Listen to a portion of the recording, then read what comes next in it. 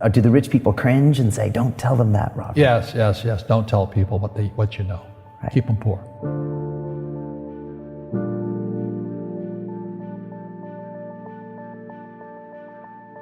The moment I pay you, you think like an employee. The moment you accept the paycheck, your brain goes dead. That's the trap. Entrepreneurs work for free. As long as you're hungry, you'll think. The school system was designed to teach you to be an employee or a doctor or a lawyer, a specialist, but never about money. The poor will always be amongst us because it starts up here. It's in their words, and the words become flesh. But when they say, I can't afford it or I can't do that, they go down. They become what they say. And I made so many people, I can't afford it. You think I'm made of money? My PhD dad, he says, what do you think I am, made of money? I can't afford that. And my rich dad would say, that's why he's poor. Poor people say, I can't afford it, I can't do that, I don't have time. Because it's an escape. It's an escape, you know what I mean? It's easy to say, I can't afford it. Oh, I'm too tired. Oh, I can't go to the gym. When you could go to the gym. No, I can't. Truth is, I'm just too lazy to go to the gym. And your rich dad used to say what instead of, I can't afford it? How can I afford it? How can I do that? A question opens the mind, a statement closes the mind. See, when you say, I can't afford it, your mind shuts down, and you become what you say.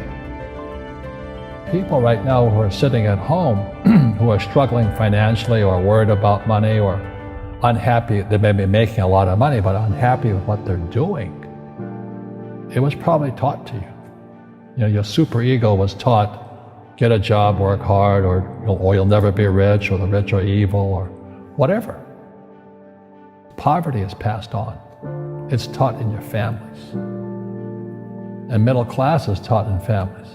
And until you change your mindset, Correct. Money won't help you, right? Correct. And we see that with people that win the lottery, people that make more money, they still have the same problems. Right. Because they have that poor man's soul. Correct. If you're poor, you'll always be poor. That's really hard for people to understand. Yeah, the money will disappear that fast. Just like most pro athletes, they make millions of dollars, and 65% are bankrupt 5 years later.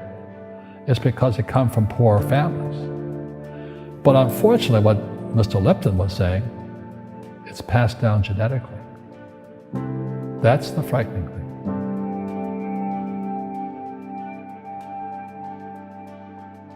If you don't want to learn it, I can't help you. I have bad luck too. I've had financial crashes. I've had people stab me in the back, but they're all good because I grow from it. And that's spirituality. People who are afraid of making mistakes, like they teach in school, they don't ever grow. Because spirituality is there's good and there's bad, there's right and there's wrong, there's up and there's down. Most people only want to be right, they only want to be positive. Well, you can't have that, that's not reality. And the average person, the reason they're poor is they haven't failed. They play it so safe, they haven't made any mistakes like they're taught in school. That means they don't learn anything. That's why the school system's actually fundamentally corrupt. It's anti-education. But the average guy is standing there, oh, I'm an A student, I'm going to do this all on myself, and a bunch of rugby players run you over, and you go, well, they're not playing fair. You're playing stupid. You should have a team. You should have accountants, attorneys, and bankers, and all that stuff. But that's not the game I want to play. I said, then don't play the game.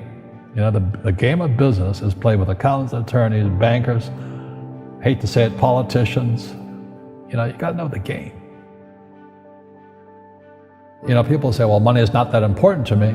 Then if money is not that important to you, money is not important to you. You know what I mean? I don't care about money. The money doesn't care about you.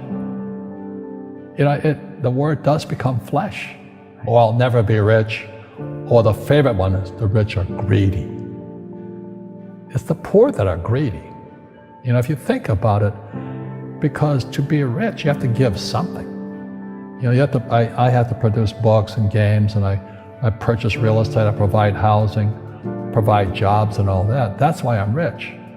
But greedy people produce nothing. Einstein said, imagination is more important than knowledge, but knowledge empowers imagination. And what most people lack is real business knowledge, like accounting, like debt, like taxes. You gotta know that stuff, but they don't teach it in school to anybody. You see, most teachers in school, they're out of ethics. They teach subjects they themselves don't practice. Because I understood what a fake teacher is. A fake teacher is somebody who just wants a job and they'll teach anything. They teach how to shine shoes if you pay them more money. But they really don't know what they're teaching. In life, one of the things I suggest to people, you gotta find a real teacher versus a fake teacher. And a fake teacher is somebody who doesn't do what they teach. And a real teacher is doing what they teach every day. Our school systems are making our students weaker. So in school, they have these things called now trigger effects. So you can't, as a teacher, you can't say anything that might upset the student. They don't want anything that might jar their point of view.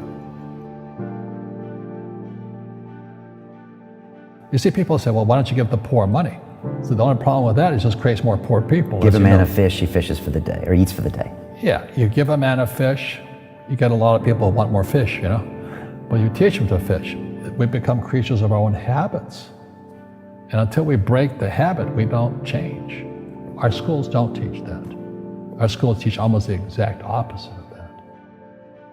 And the average person, the reason they're poor is they haven't failed. They play it so safe.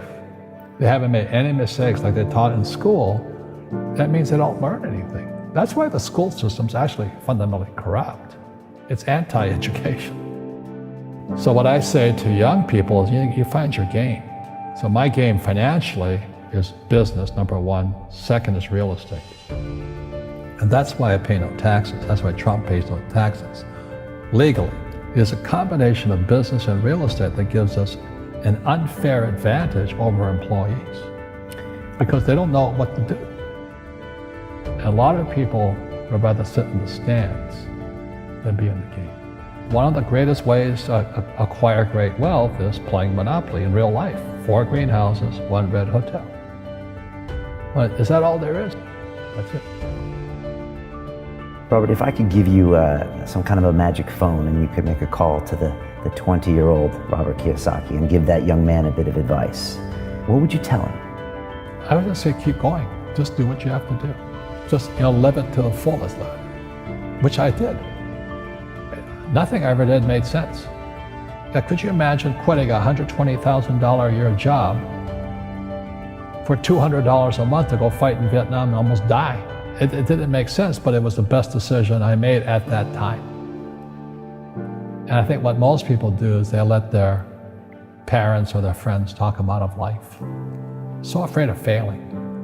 But failing is how we succeed. You look at guys like Edison and all that.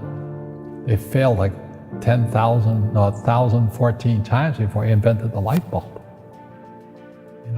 Our schools punish you for making mistakes. And that's why we have so many people who are so afraid of admitting they make mistakes or afraid of failing.